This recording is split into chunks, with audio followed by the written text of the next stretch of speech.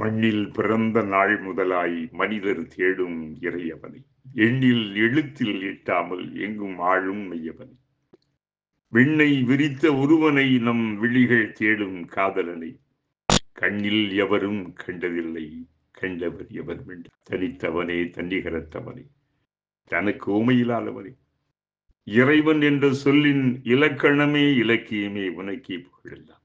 உத்தம திருத்தூதர் அண்ணல் முஹம்மது ஸல்லல்லாஹு அலைஹி வஸல்லம் வாழ்வையும் வாக்கையும் பின்பற்றி வாழ்கின்ற பேற்றை எங்கள் அத்தனை பேருக்கு வழங்குவாயா. இனிய நெஞ்சங்களே, புனித ரமலானியே காலத்தின் பயணம்.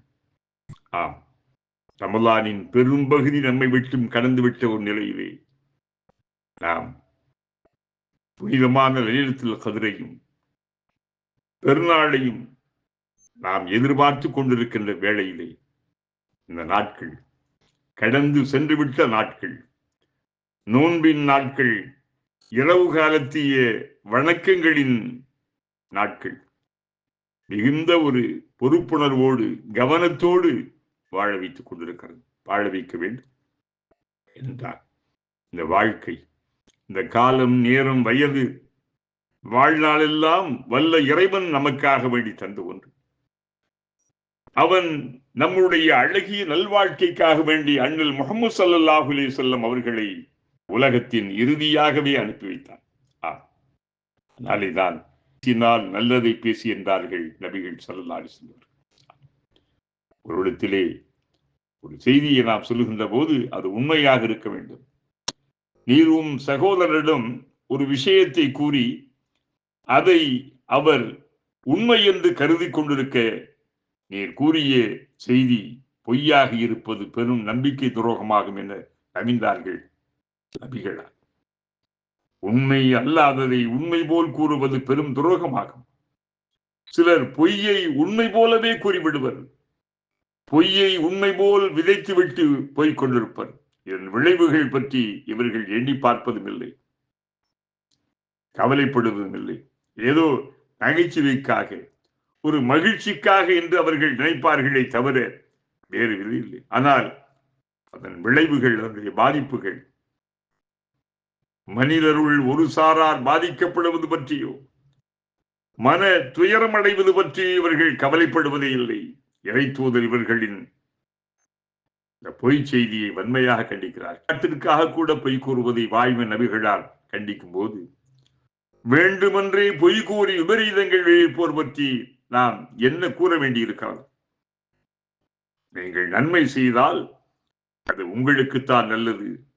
நன்மை என்றுமே அழகானது. இறை தூதரிடம் உங்களுக்கு அழகிய முன்மாதிரி இருக்கிறது என்ற குர்ஆன் கூறுகிறது. அழகிய முன்மாதிரி என்ன? உஸ்வத்துன் ஹசனா அடைமொழியிட்டு அறிவிக்கிறது. அண்ணல் நபியின் அனைத்து செயல்களும் அழகானவையே. மென்மையும் புன்னகையும் மாணவியின் அணிகலன்கள். சில யூதர்கள் இறை தூதரை அவமதிக்கும் எண்ணத்துடன் நபிகளாரிடம் வந்தார்கள். அஸ்ஸலாமு அலைக்கும் என்பதற்கு பதிலாக அஸ்ஸாமு அலைக்கும் என்று மட்டும் கூறினார். அதற்கு அண்ணல் நபிகளார் வலைக்கும் என்று மட்டும் கூறினார். அஸ்ஸலாமு என்றால் சாந்தி, அன்பு, சமாதானம், அமைதி என்பதெல்லாம் பொருள் இருக்கிறது. அஸ்ஸாமி என்றால் மரணம், அழிவு என்று பொருள்.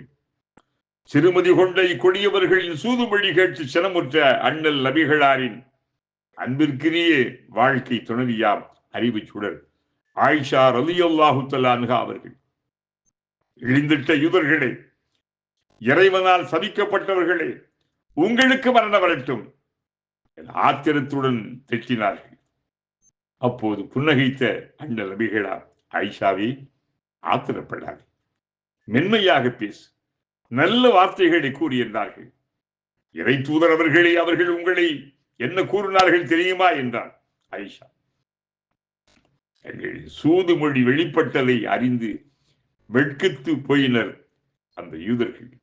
அவமதிக்கப்பட்ட நிலையிலும் அண்ணல் நபிகளார் அநாகரிகமாக நடந்து கொள்ளவில்லை. அழகிய முறையில் அந்த எதிரிகள் நடந்து கொண்டார்கள். அண்ணலின் தோற்றத்தில் பேரழகு செழித்திருந்தது. அவர்களின் பேச்சிலும் பார்வையிலும் நடையிலும் செயல்களிலும் அழகு நிறைந்தது. நபியின் அழகில் மயங்கி அன்றைய எகிப்திய பெண்கள் பழங்களை வெட்டுவதற்கு பதிலாக தன் விரல்களை வெட்டி கொண்டனர். ஆனால் அவர்கள் இறை தூதரார் நபிகளாரை பார்த்திருந்தால் தங்கள் இதயங்களையே வெட்டியிருப்ப என்கிறார்கள் அன்னை ஆயிஷா ரலியல்லாஹு தஆலா அவர்கள். அழகு என்பது ஆடையிலும் ஆபரணங்களிலும் காண முடியாதது. பணியாற்றுவதில் தான் உண்மையான அழகு பரிணமிக்கிறது என்றால் ஒரு சிந்தனையாளர் அழகு செயல்படுவதிலும் சேவை செய்யும் தான் இருக்கிறது.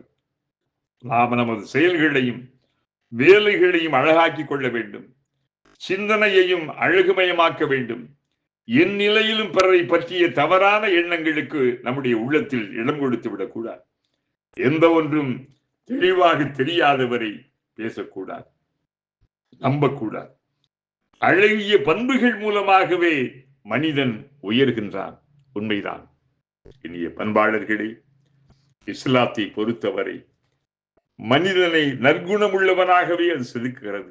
ஒரு கடமைகளும் தொழுகையாக இருக்கட்டும், ஜக்காத்தாக இருக்கட்டும், நோன்பு ஹஜ்ஜாக இருக்கட்டும், நமக்கு உன்னதமான பண்புகளை சொல்லித் தருகிறது. நம்முடைய உணர்வுகளை எல்லாம் அது பரிசுத்தப்படுத்துகிறது. ஆம், அதன் விளைவினாலே நல்ல மனிதர்கள் இந்த மண்ணில் வாழ்வார்கள். வாழ்கின்ற நல்ல மனிதர்களாக இந்த முஸ்லிம்கள் இருப்பார்கள் என்பதை எடுத்து காட்டுகிறார். இறைவா, எங்களின் தலைவா, உங்களுடைய வாழ்க்கையை சிறப்பாக்கி இறைவா, உங்களுடைய கண்களிலே ஒளியை கொடு, எங்களுடைய பேச்சில் ஒளியை கொடு, எங்களுடைய செவிகளில், சிந்தைகளில், உணர்வுகளில், உள்ளங்களில் எங்களுக்கு உண்மை கொடு இறைவா. ஏனென்றால் நாங்கள் ஏற்றிருப்பது சத்திய உண்மை, இஸ்லாமிய சித்தாந்தமா உண்மை மார்க்கம். அந்த மார்க்கத்திலே, அந்த வெளிச்சத்திலே நாங்கள் வாழ்ந்து மனித குலத்திற்குமான அந்த வெளிச்சத்தை வழங்குகின்ற வகையில் எங்களை ஆட்படுத்துவாயாக. ரஹ்மத்திக யா அர்ஹமர் ராஹிமீன். வல்ஹம்துலில்லாஹி ரப்பில் ஆலமீன். அஸ்ஸலாமு அலைக்கும் வரஹ்மத்துல்லாஹி வபரகாத்துஹு.